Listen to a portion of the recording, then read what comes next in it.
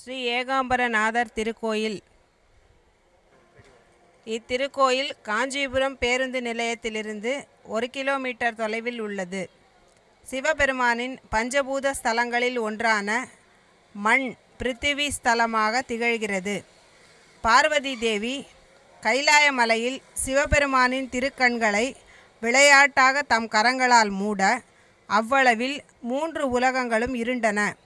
சிவபெருமான் பார்வதி தேவி செய்த குற்றத்தை போக்க சில காலம் தன்னை பிரிந்து பூலோகம் சென்று பூசித்து பின் தன்னை அடையுமாறு கூறினார்.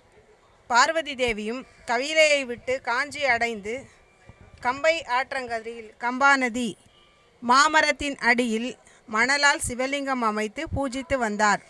இறைவன் ஆணைப்படி ஆகமத்தின்படி பூஜை செய்த பார்வதி தேவியை அருள் பாலித்து ஏற்க இறைவன் ஒரு மாமரத்தின் மூலத்திலிருந்து தோன்றினார். தேவியின் தவத்தை கலைக்க கம்பா நதியை பெருக்கெடுத்தோடச் செய்து சிவலிங்கத்தை அடித்து செய்ய சொல்ல பார்வதியோ சிவலிங்கம் அழியாதபடி தன் திருக்கரங்களால் அணைத்தார். இறைவன் அம்மையார் தழுவ குழைந்தார். பின்னர் இறைவன் தோன்றி பார்வதி தேவிக்கு அருள் பாலித்தார் என்பது ஸ்தல புராணம். இத்திருக்கோயில் 5 பிராகாரங்களை கொண்டு மிக பிரம்மாண்டமாக அமைந்துள்ளது. 192 அடி உயரம் கொண்ட ராஜகோபுரம் தெற்கு முகமாக அமைந்துள்ளது. கோயிலின் நுழைவாயிலும் இதுவே ஆகும். கிபி 1509ஆம் ஆண்டில் கிருஷ்ணதேவராயரால் ராஜகோபுரம் கட்டப்பட்டுள்ளது. இத்திருக்கோயிலில் கம்பை தீர்த்தம், சிவகங்கை தீர்த்தம் ஆகியவை உள்ளன.